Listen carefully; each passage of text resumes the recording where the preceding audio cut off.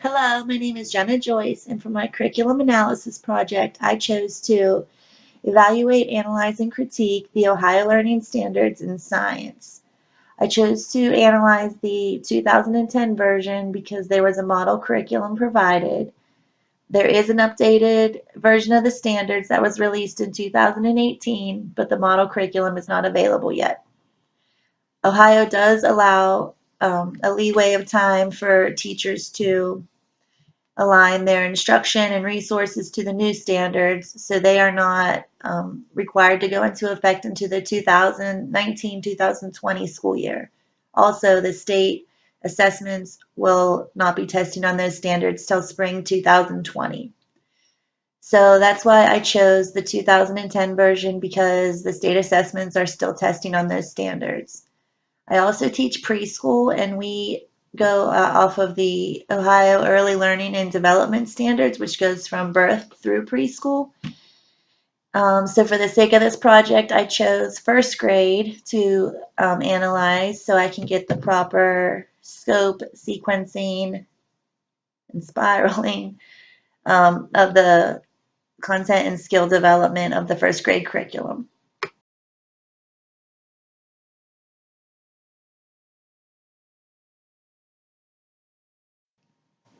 The vision of the Ohio Revised Academic Content Standards and Model Curriculum for Science Education is by the end of high school, students should graduate with sufficient proficiency in science to know, use, and interpret scientific explanations of the natural world, generate and evaluate scientific evidence and explanations distinguishing science from pseudoscience, understand the nature and development of scientific knowledge, and to participate productively in scientific practices and disclosure. Ohio's learning standards for science are student-centered. Student-centered philosophies reflect progressivism. Jean-Jacques Rousseau and John Dewey are the guiding minds of progressivism. This is a photo of John Dewey. Dewey proposed that people learn through social interaction and problem solving. He developed the scientific method of problem solving and experimentalism. A progressivist classroom is about exploration and experience. Those are the cornerstones for children learning science, and the reason why the developers included student-centered goals in this curriculum. The student-centered goals of this curriculum encourage experimenting and hands-on learning and are as follows. 1. Experience excitement, interest, and motivation to learn about phenomena in the natural and physical world. 2. Come to generate, understand, remember, and use concepts, explanations, arguments, models, and facts related to science. 3. Manipulate, test, explore, predict, question, observe, and make sense of the natural and physical world. 4. Reflect on science as a way of knowing, on processes, concepts, and institutions of science, and on their own processes of learning about phenomenon. 5. Participate in scientific activities and learning practices with others, using scientific language and tools. 6. Think about themselves as science learners and develop an identity as someone who knows about, uses, and sometimes contributes to science. When creating the instructional strategies and resource section of the curriculum, many professionals in the fields of education and science were consulted. These individuals knew what it would take to become proficient in science in order to meet the standards and to be successful in the workforce or in higher education.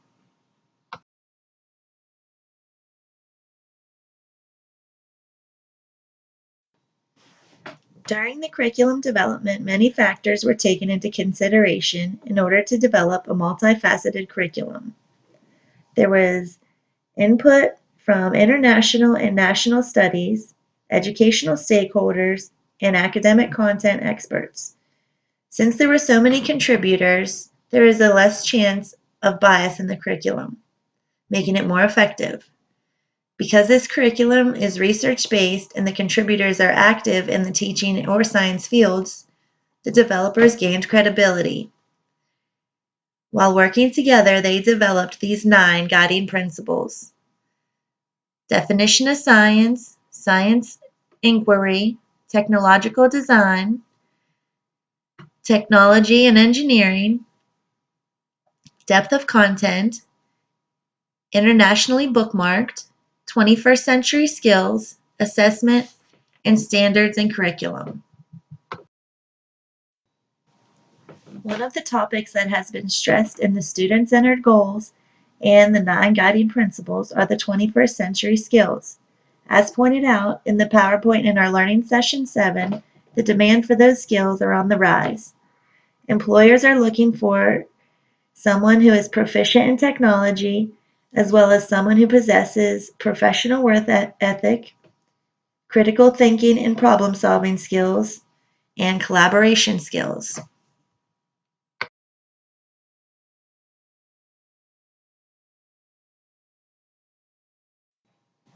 The curriculum design is based on subject, which in this case is science. It is organized by 3 main strands or categories that are broken down into topics. The topics each have several content statements, which can be viewed as objectives that the students need to know by the end of that grade level. I believe the sequencing is whole to part because the curriculum is broken down into presenting each strand and then listing each topic and corresponding content statement until it is complete. And then it moves on to the next strand and breaks it down by topic and then content standard.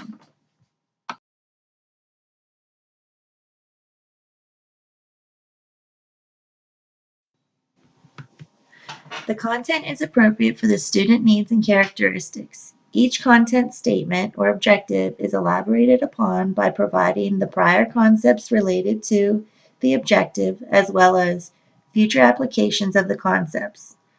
There are clearly defined expectations for learning, classroom examples, which are called visions into practice.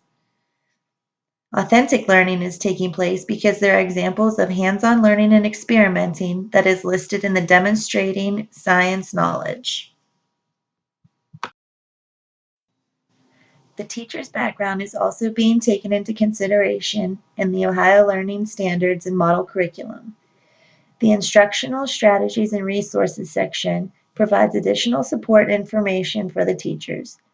These strategies are to help guide the teacher to actively engage the students with hands-on exploration of the topic.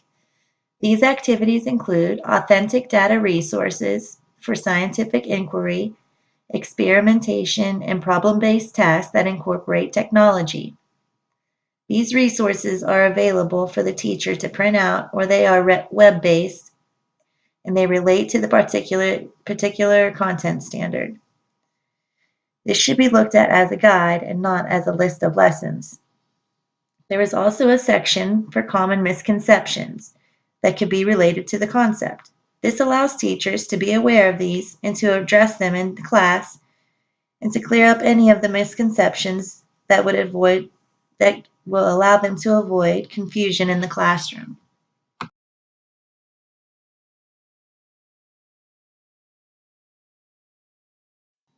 The assessment suggestions listed in the curriculum are formative assessments. They are designing technological and engineering solutions using science concepts, demonstrating science knowledge, interpreting and communicating science concepts, and recalling accurate science. They can range from hands-on assessments such as building a structure to relate to the content statement, comparing objects or ideas, classifying objects, and recalling facts. These assessments can be off of observation or teacher-made quizzes or tests.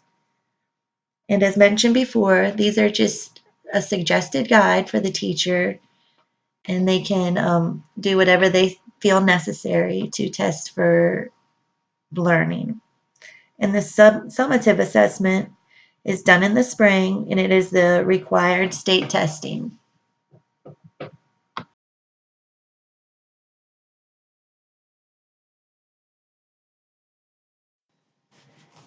The Ohio Learning Standards and Model Curriculum is coherent.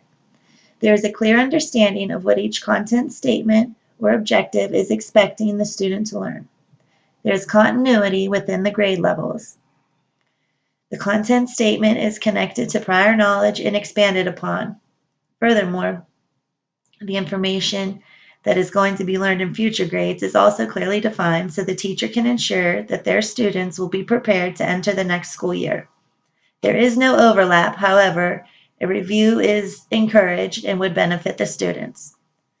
One negative is that there is no set timeline for the curriculum. There is no order to follow, so this would be up to the teacher to determine the schedule and to ensure that they cover everything necessary. As stated in previous sections, there is built-in hands-on learning and experimenting and problem solving.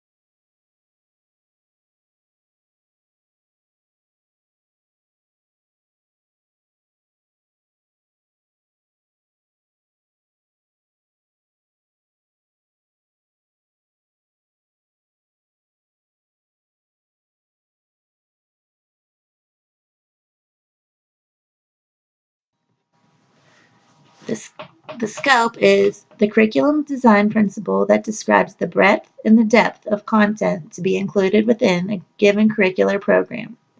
For the Ohio Learning Standards in Science, the scope was clearly defined during the content statements under each strand. The sequence is the curriculum design principle that refers to the order in which the major blocks of content are introduced to the students. In this curriculum, the sequence is not clear. It does not give you a time frame in which the content areas are supposed to be taught. They just are listed in order as the three strands are broken down. Spiraling is the curriculum design principle that suggests that all students can learn common concepts in an intellectually honest and appropriate way, that as students progress through school programs, key principles should be revisited and studied with a view to developing progressively more sophisticated levels of understanding. In this curriculum, the spiraling is very clearly defined. Under the content statements, they list what you need to know for this grade level, as well as what they should have learned in the previous grade. And then they also give you what they are going to be learning in the following grades. And in this first grade curriculum, sometimes it goes all the way up to sixth grade. So it really gives you a good understanding of what your students are going to be learning.